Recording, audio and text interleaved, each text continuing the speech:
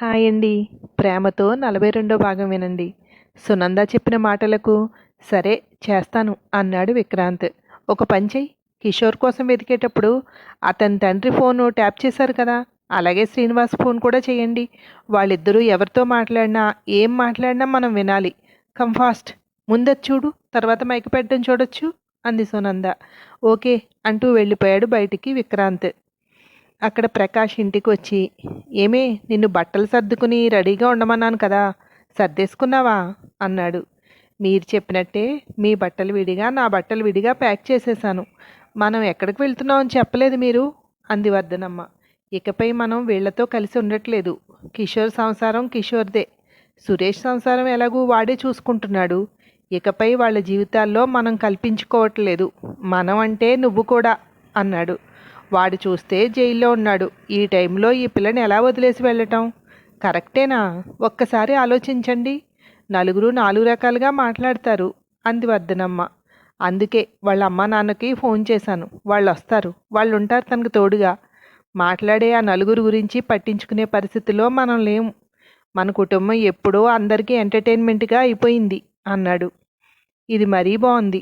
మన ఇంట్లో మనం ఉండకుండా వాళ్ళని ఈ ఇంట్లో పెట్టి మనం ఇంకొక ఇంటికి వెళ్ళిపోతామా? కావాలంటే వాళ్ళ పిల్లల్ని వాళ్ళు తీసుకువెళ్ళిపోమ్మనాల్సిందిగా. మన ఇంట్లోనే ఉండేవాళ్ళం అంది. నీకు ఇల్లు ముఖ్యమా, మనుషులు అభిమానాలు ముఖ్యమా అన్నాడు. వాడు జైల్లో ఉన్నాడు, ఏమవుతుందో తెలీదు. కష్టంలో ఉన్న పిల్లని బయటికి వెళ్ళిపోమని ఎలాగంటావు? పిల్లలతో తన ఇంట్లోనే ఉంటుంది. వాళ్ళ అమ్మా నాన్న తనకు తోడుగా ఉంటారు. నువ్వు విషయంలో ఎక్కువ మాట్లాడకుండా ఉండడం బెటర్ అన్నాడు మళ్ళీ. అంతేలేండి, నా మాట మీరు ఎప్పుడు విన్నారు కనుక ఎవరిష్టానికి వాళ్ళు చేసుకుంటూ వెళ్ళిపోతున్నారు. కుటుంబం ఇలా విచ్ఛిన్నం అయిపోయింది. ఏ జన్మలో ఎవరికే పాపం చేశామో ఇప్పుడు ముగ్గురు మూడు దిక్కులయ్యాం. ఇంకా ఏమేం చూడాల్సి వస్తుందో అంది. మనం వెళ్ళే టైం వరకు కోడలికి తెలియకూడదు. ఇది నీకు ముందే చెప్పాను. నువ్వు కొంచెం గొంతు తగ్గించి మాట్లాడు. నీకు ప్రతిదానికి నోరు వేసుకు పడిపోవడం అలవాటైపోయింది.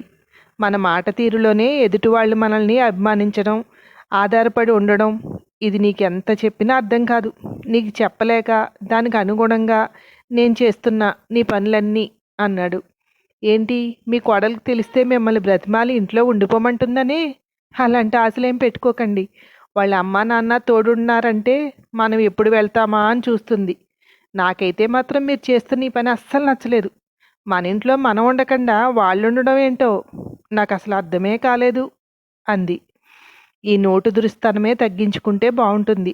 ఒక వయసు వచ్చిన తర్వాత ఎక్కువ మాట్లాడకూడదట. ఎక్కువ మాట్లాడే వాళ్లకు బంధాలు తెగిపోతాయి. మౌనాన్ని ఆశ్రయిస్తే అందరూ మనవాళ్లే అవుతారు. అది నీకు చేతనయ్యే పని కాదులే అన్నాడు. ఇప్పుడు నేనేమన్నానని? ఎవరు ఏం మాట్లాడినా నేను మాట్లాడిన దాంట్లోనే మీకు తప్పులు కనిపిస్తాయి. అటుపక్క మాట్లాడే వాళ్ళంతా సత్యాలు మాట్లాడేస్తారు. లేకపోతే బంధాలు నిలుపుకునే మాటలే మాట్లాడతారు. నేనే అన్నీ తెంచుకునే మాటలు మాట్లాడుతున్నాను అంది. ఏమీ అనక్కర్లేదు, మాట తీరు కూడా ఉంటుంది కదా. ఆ తీరుకి కొందరికి దూరం అయిపోవలసి వస్తుంది. నీ గురించే నా బాధ. ఒకవేళ నేను లేకపోతే నువ్వు ఎలా బ్రతుకుతావే అన్నాడు. అంత పెద్ద పెద్ద మాటలు ఏం మాట్లాడకండి. నాకు సుమంగళి యోగం ఫుల్లుగా ఉందట. మీకంటే ముందు నేనే వెళ్తాను. మీరే ఎలా బ్రతుకుతారో ఆలోచించుకోండి. మీకేంలేండి, వాళ్ళు ఏమన్నా మాట్లాడకుండా బ్రతికేయగలరు. ఇంత బ్రతుకు బ్రతికి కోడలతోటి కొడుకుతోటి ఛీ అనిపించుకునే పరిస్థితి రాకుండా ఉంటే చాలు. నా గురించి మీరు దిగులు పడుతున్నారు. ఒకవేళ నేను లేకపోతే మీ పరిస్థితి అని నేను తలుస్తున్నాను రోజు అంది.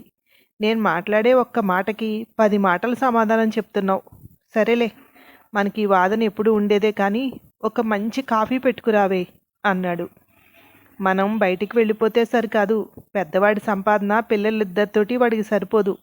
మన సుఖం చూసుకుని మనం బయటికి వెళ్ళిపోయాం అనుకుంటారు. వాడికి ఏదైనా ఏర్పాటు చేయండి. ఆ బిజినెస్ అది ఉంటుందో ఊడుతుందో తెలీదు. పిల్లల గురించి బెంగ లేకుండా అయిపోయింది మీకు అని లేచి బయటికి వెళ్తోంది. ఇదిగో మళ్ళీ చెప్తున్నాను, మనం వెళ్ళే టైం వరకు కోడలికి విషయం తెలియకూడదు అన్నాడు. అలాగే మహాన్ బావా, అలాగే. చెప్పను, వెళ్ళేటప్పుడు కూడా నేను చెప్పను. మీరే చెప్పండి, సరేనా?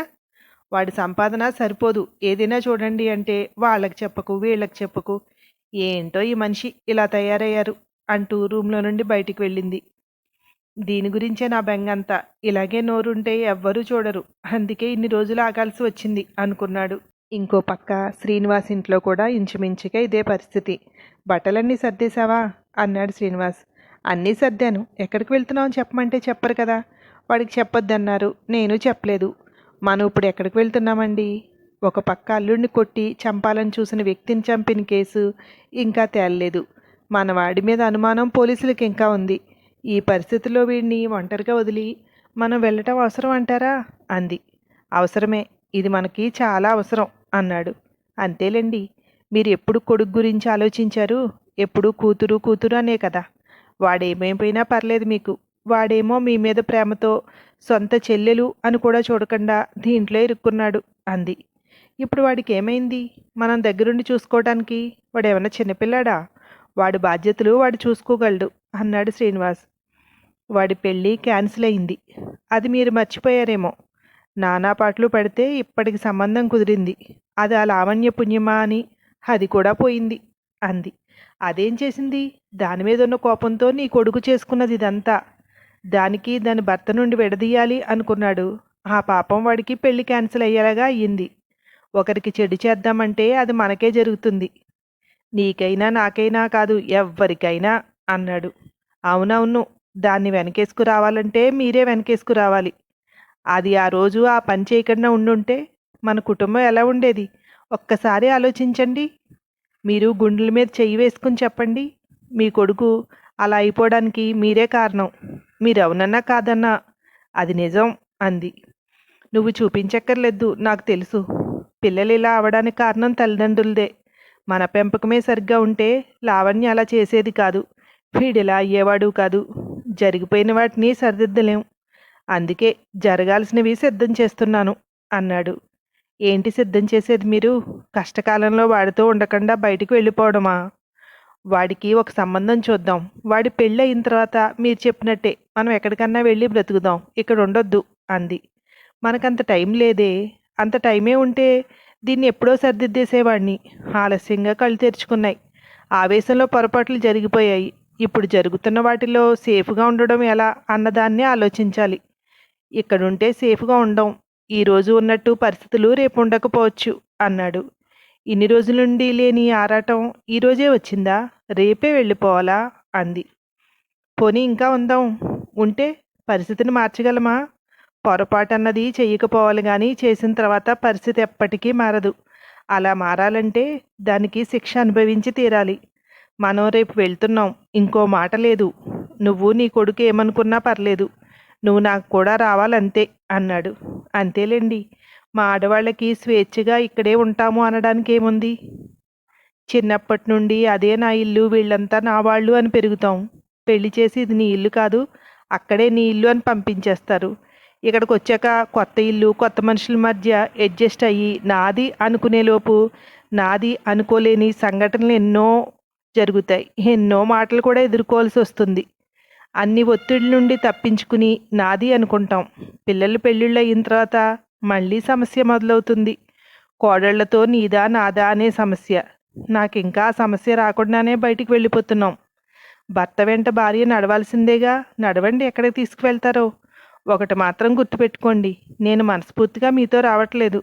భార్యగా భర్తను అనుసరించడం తప్పదు కనుక వస్తున్నాను అంది. భర్తలని అర్థం చేసుకోవటానికి ప్రయత్నిస్తే వాళ్ళు మీకోసం ఏం చేస్తున్నారో తెలుస్తుంది. అర్థం చేసుకోకపోతే అన్నీ ఇలాగే ఉంటాయి. మనం వెళ్ళే ప్లేస్లో నువ్వు మనశ్శాంతిగా ఉంటావు. అది నేను నీకు మాటిస్తున్నాను అన్నాడు. ఆ తర్వాతి రోజు నిన్నటి నుండి ఇద్దరు ఎవరింటికి వాళ్ళు వెళ్ళారు. ఒకరితో ఒకరు ఫోన్లో మాట్లాడుకోలేదు, ఎవరిని కలవలేదు. వాళ్ళ ఇంటికి ఎవరైనా వెళ్ళారా అంటే అది లేదు. ఇలా అయితే మనం లేట్ చేస్తున్నామేమో అన్నాడు విక్రాంత్. ఒక పని చెయ్యి, సతీష్ని హత్య చేసింది ఇద్దరని, వాళ్ళు ఎవరో పోలీసులు కనిపెట్టేశారని, వాళ్ళని అరెస్ట్ చేయడానికి సిద్ధమయ్యారని, ఇప్పుడో ఇంకో గంటలోనో అరెస్ట్ ఉంటుందని న్యూస్ పత్రికల్లోనూ టీవీల్లోనూ రావాలి అంది సునంద. మనం ఇది చేయాలంటే పర్మిషన్ తీసుకోవాలి అన్నాడు. అందుకే ఈ ఇన్ఫర్మేషను మనం ఇచ్చామని మన పై వాళ్ళకి తెలియకూడదు.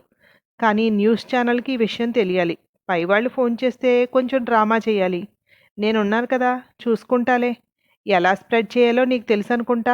నువ్వు లేట్ చేసినట్టు రాకూడదు, చూసుకో. సస్పెన్షన్ ఆర్డరు ఉంటుంది అంది. దాని అవసరం లేకుండా ఎలా దీన్ని చేయాలో నాకు అర్థమైంది. నేను చూసుకుంటాలే అని ఫోన్ పట్టుకుని బయటికి వెళ్ళాడు. 10 నిమిషాల వ్యవధిలోనే న్యూస్ ఛానల్స్లో ఈ విషయం రావడం మొదలైంది. హంతకులు ఎవరు అంటూ ఛానల్స్ అన్నీ ఊదరగొట్టేస్తున్నాయి. విక్రాంత్ లోపలికొచ్చి నువ్వు అడిగింది ఇదేగా అన్నాడు. అక్కడున్న ఫోన్ రింగ్ అవుతుంటే నేను అడిగింది అదే, నేను ఊహించింది ఇదే అంటూ ఫోన్ తీసింది. గుడ్ మార్నింగ్ సార్ అంది సునంద. ఏంటమ్మా ఇది న్యూస్లో వస్తుంది, అరెస్ట్ చేయబోతున్నారని, ఏం జరుగుతోంది అక్కడ అన్నాడు డిఐజీ. సార్ నిజంగానే ఇద్దరి మీద అనుమానం అయితే ఉంది. ఒక చిన్న ఆధారం దొరకలేదు సార్. అది దొరికిన వెంటనే మీకు చెప్దామని వెయిట్ చేస్తున్నాను. ఈలోపు న్యూస్ ఛానల్ వాళ్ళకి ఎలా లీక్ అయిందో నాకు తెలీదు అంది సునంద. నువ్వేదో పెద్ద సిన్సియర్ అనుకున్నాను. ఇలా లీక్ చేస్తే ఎలా? ఇప్పుడు మీరు ఎవరిని అరెస్ట్ చేస్తున్నా వాళ్ళు ఖచ్చితంగా దోషులే అయి ఉండాలి. లేదంటే ఇంత జరిగిన తర్వాత ఏదైనా తేడా జరిగిందంటే ఇదే మీడియా ఏకపారేస్తుంది మనల్ని అన్నాడు. నేను సాయంకాలంలోపు మీకు ఇన్ఫర్మేషన్ ఇస్తాను సార్. చిన్న క్లారిఫికేషన్ కోసం వెయిట్ చేస్తున్నాను. నన్ను నమ్మండి సార్, ఈసారి అరెస్ట్ చేసేది ఖచ్చితంగా హంతకుణ్ణి. ఎలాంటి పొరపాటు జరగదు అంది. ఆ న్యూస్ ఛానల్ వాళ్ళకి ఫోన్ చేసి ఆ మ్యాటర్ని కొద్దిసేపు హోల్డ్లో పెట్టమని చెప్పు అన్నాడు. సార్ మీరు కూడా ఏంటి సార్, మనం చెప్తే వాళ్ళు ఇస్తున్నారా, మనం ఆపమంటే ఆపడానికి? వాళ్ళు ఆపుతారా సార్ అంది. సరే ఏదో ఒకటి చెయ్యి, సాయంకాలంలోపు మాత్రం వాళ్ళని అరెస్ట్ చేయాలి అన్నాడు. ఓకే సార్, థ్యాంక్ యూ అంది. కాల్ కట్ చేశాక ఎవరు డిఐజీనా అన్నాడు విక్రాంత్. అవును, సాయంత్రంలోపు ఖచ్చితంగా వాళ్ళని అరెస్ట్ చేయాలని ఆర్డర్. ఇప్పుడు ఏదైనా పొరపాటు జరిగితే మాత్రం మన ఇద్దరం ఇరుక్కుంటాం అంది. వాళ్ళు చాలా తెలివిగా వ్యవహరిస్తున్నారు. నిన్నంతా ఎవరి కోసమే ఎదురు చూశారు, కానీ ఆ వ్యక్తికి ఫోన్ చేయలేదు, వెళ్ళి కలవలేదు. వాళ్ళ కదలికలు మాత్రం గమనించడం లేదు. పోలీసుల కదలికలకు వాళ్ళు అంచనా వేసి చేస్తున్నారు. ఇలాంటి వాటిల్లో ఎంతో అనుభవం ఉంది అనిపించేలా ఉంది వాళ్ళ ప్రవర్తన అన్నాడు. నువ్వు చెప్పింది నిజమే, కానీ మనం స్ప్రెడ్ చేసిన న్యూస్ వల్ల మనం అరెస్ట్ చేయడానికి వస్తున్నాము అంటే వాళ్ళు ఏదైనా మిస్టేక్ చేయకపోతారా, మనకు దొరకపోతారా చూద్దాం. ఎంత తెలివైన వాళ్ళైనా ఏదో ఒక చిన్న తప్పు చేసి దొరుకుతారు అంది. లావణ్య సునందకు ఫోన్ చేసింది. మేడం హంతకులు దొరికారా? ఇద్దరా? ఎవరు మేడం వాళ్ళు అంది. ఇంకా నాకే తెలియదు, మీడియా వాళ్లే కనిపెట్టారు. వాళ్ళెవరో మేము ఇప్పుడు కనిపెట్టాలి అంది సునంద. ఇద్దరు అనడంతో నమ్మేశాను మేడం, ఎందుకంటే ఒకళ్ళైతే ఆ పని చేయలేరు కదా. అలానే అనుకున్నాను. ఇది ఫేక్ అనుకోలేదు, నిజం అనుకున్నాను. సారీ మేడం మిమ్మల్ని డిస్టర్బ్ చేసినందుకు అంది. ఓకే అని కాల్ కట్ చేసింది సునంద. ఇప్పుడు లైన్గా గౌరీ, మౌనిక అందరూ చేస్తారు. మేడం హంతకులు దొరికేశారా అంటూ. గౌరీ ఓకే, తన భర్తను చంపిన వాళ్ళు ఎవరో తెలుసుకోవాలి అనుకోవడం ఓకే, కానీ మౌనిక కూడా దీనికి ఆరాటపడుతోంది. చేసిన తప్పిదాలు ఇక బయటికి రావు అని నమ్మకం కోసం అంది సునంద. ఎక్కువ రిలీఫ్ అయ్యేది ఆ అమ్మాయే. వీళ్ళంతా ఈ సతీష్ చావుతో ఎంతో కొంత రిలీజ్ అయ్యి కుటుంబాన్ని చూసుకుంటే బాగుండును. ఇలాంటి వ్యవహారాలు ఎంత అనర్థమో మౌనికకు తెలిసింది. తెలియని వాళ్ళు కూడా ఉన్నారు కదా అన్నాడు. వాళ్ళకి ఎంతో కొంత తెలిసే ఉంటుంది. మౌనిక బయటపడింది, వాళ్ళు బయటపడలేదంతే. నా జీవితంలో జరిగింది నేను చూస్తున్న జీవితాల్లో జరుగుతోంది. నేను చేస్తున్న కేసులు అవే అయితే ఏంటి ప్రపంచమంతా ఇలాగే ఉందా అనిపిస్తోంది. అంటే అలా ఉండదని తెలుసు, కానీ ఎందుకో మైండ్ అటే పోతోంది అంది. ఒక పని చెయ్యి, ఎవరు ఫోన్ చేసినా నాకు ఇవ్వు, నేను మాట్లాడతాను. గౌరీతో కాదు, మౌనిక వాళ్ళు ఎవరు చేసినా అన్నాడు. ఏం చెప్తావు? మేడం బిజీగా ఉన్నారు, మళ్ళీ చేయండనా అంది. అలాని కాదు, అదే పని మీద ఉన్నారు, అరెస్ట్ అయ్యాక మేడంతో ఫోన్ చేయిస్తానని చెప్తాను. అప్పుడు న్యూస్ ఛానల్ వాడు ఇచ్చిన సస్పెన్స్ కంటే నేను ఇచ్చిన ఆన్సర్కి సస్పెన్స్ ఇంకా పెరుగుతుంది. తప్పు చేసిన వాళ్ళు ఆ మాత్రం అనుభవించాలి అన్నాడు. పర్లేదే, ఈ మధ్యన కొంచెం బుర్ర వాడుతున్నట్టున్నావు అంది. నా బాసుగా నువ్వు ఉండగా బుర్ర పనిచేయాలిగా, లేదంటే నువ్వు వచ్చిన వెంటనే నన్ను ట్రాన్స్ఫర్ చేయించేదానివి అన్నాడు. సునంద ఫోన్ రింగ్ అవుతుంటే స్క్రీన్ మీద మౌనిక అని కనిపిస్తోంది. విక్రమ్ ఫోన్ తీసి హలో అన్నాడు. సునంద మేడం లేరా సార్ అంది మౌనిక. ఒక పనిలో బిజీగా ఉన్నారు, ఏమైనా చెప్పాలంటే నాతో చెప్పండి, నేను మేడంతో చెప్తాను అన్నాడు. అదే సతీష్ హంతకులు ఎవరో ఇద్దరు దొరికారు అన్నారు, ఎవరో తెలుసుకుందామని. వాళ్ళు దొరకడంతో ఈ కేసు క్లియర్ అయిపోతుంది కదా సార్ అంది. పోలీస్ స్టేషన్లో కేసులకు అంత ఈజీగా ఆన్సర్ చెప్పడానికి కుదరదమ్మా. దొంగ అనుకున్నవాడు దొర అవుతాడు, దొర అనుకున్నవాడు దొంగగా బయటపడతాడు. మేడం ఆ పని మీదే వేరే వాళ్ళతో మాట్లాడుతున్నారు. అరెస్ట్ కాకుండా ముందు మీకు ఇన్ఫర్మేషన్ ఇవ్వడానికి కుదరదు. మీరు ఇలా ఫోన్ చేయకూడదు అన్నాడు. అంటే సార్ ఛానల్స్ అన్నిటిలోనూ వస్తోంది అంది. అరెస్ట్ చేసిన వెంటనే కూడా ఛానల్స్ అన్నిటిలోనూ వస్తుంది. ఆ పని మీదే ఒక మీటింగ్లో ఉన్నారు మేడం అన్నాడు. ఒకసారి అదంతా అయ్యాక మేడంతో నేను ఫోన్ చేశానని చెప్పండి అంది. అలాగే అమ్మా అని కాల్ కట్ చేశాడు. అక్కడ ఈ న్యూస్ అంతా చూస్తున్న శ్రీనివాస్ ప్రకాష్కి ఫోన్ చేశాడు. న్యూస్లో వస్తుందేంటి, ఎవరి గురించి అంటావు అన్నాడు. అదే నాకు అర్థం కాలేదు. నిన్న మనల్ని కలవటానికి రాలేదు, దీని గురించి అంటావా అన్నాడు. ఈ విషయం బయటకు వచ్చినప్పుడు తను కలవనని చెప్పాడుగా. అంటే బయటకు వచ్చింది, డౌట్ లేదు. వాళ్ళకి పూర్తిగా విషయం తెలిసింది అన్నాడు శ్రీనివాస్. ఇలా ఫోన్లో కాదు, నీతో మాట్లాడాలి. పార్కు దగ్గరికి వస్తావా? ఏదైనా నిర్ణయం తీసుకునే ముందు పార్కుకు వెళ్ళాలని మన నిబంధన అన్నాడు ప్రకాష్. అది నిజమే, కానీ ఈ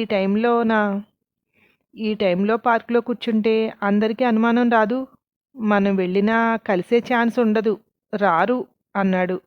ఆల్రెడీ వచ్చిన అనుమానం ఎలాగో వచ్చింది. చిన్న చిన్న సందేహాలు ఉన్నాయి. ఒకసారి మాట్లాడుకుని మనం అనుకున్నది చేసేద్దాం అన్నాడు. సరే, ఒక అరగంటలో అక్కడ ఉంటాను అన్నాడు. రికార్డ్ చేసి సునందకు పంపించారు ఈ మ్యాటర్ అంతా. అంటే వాళ్ళు ఇప్పుడు ఆ బెంచ్ దగ్గరికి వెళ్తున్నారు. నువ్వు అక్కడ రికార్డర్ అమర్చావా అంది సునంద. అక్కడ ఎర్లీ మార్నింగే చేసేశారు మన వాళ్ళు అన్నాడు. అందరినీ అక్కడికి చేరుకోమను. పోలీసులని తెలియకూడదు, మామూలు మనుషుల్లా కనిపించాలి. వాళ్ళు ఏం మాట్లాడుకుంటున్నారో మనం వినాలి. మన టార్గెట్ వీళ్ళిద్దరితో పాటు ఆ మూడో వ్యక్తి కూడా. అతను ఎవరో మనం తెలుసుకోవాలి అంది. అన్ని ఏర్పాట్లు జరిగిపోయాయి. నీకు ఏ అనుమానం లేదు. వాళ్ళు అక్కడికి రావడమే తరువాయి. నువ్వు ఇక్కడ సిస్టమ్ దగ్గర కూర్చుని వినగలవు. అలా ఏర్పాటు చేశాను అన్నాడు. హంతకుడు ఎవరో తెలిసింది. ఇప్పుడు ఇద్దరు కాదు, ముగ్గురు అని తెలుస్తోంది. అక్కడికి వెళ్ళిన వాళ్ళ ముగ్గురిని అరెస్ట్ చేయాల్సి వస్తుంది. దానికి అనుకూలంగా ఏర్పాటు చేయి. వాళ్ళు తప్పించుకునే ఛాన్స్ ఇవ్వకూడదు. అలా అని జరిగితే చాలా చిక్కుల్లో పడిపోతాం అంది. నేనంత కరెక్ట్గానే సెట్ చేశాను, టెన్షన్ పడాల్సిన అవసరం లేదు. వీళ్ళిద్దరే కాకుండా మూడో వ్యక్తి వచ్చిన అందరి మాటలను క్యాచ్ చేయగలుగుతుంది. మన సిగ్నల్ ఇచ్చిన వెంటనే వీళ్ళని అరెస్ట్ చేస్తారు, తప్పించుకునే ఛాన్సే లేదు అన్నాడు. శ్రీనివాసు బయలుదేరాడు. శ్రీనివాస్ని అనుసరిస్తున్న వ్యక్తి శ్రీనివాస్ బయటకు వచ్చి వెళ్తున్నట్టు విక్రాంత్కి ఇన్ఫర్మేషన్ ఇచ్చాడు. శ్రీనివాస్ పార్కు దగ్గరికి వెళ్ళి ప్రకాష్తో మాట్లాడబోయే మాటలు వినడానికి సునంద సిద్ధంగా ఉంది. ఆ తర్వాత ఏమైందో మరో భాగంలో తెలుసుకుందరు కానీ. Thank you.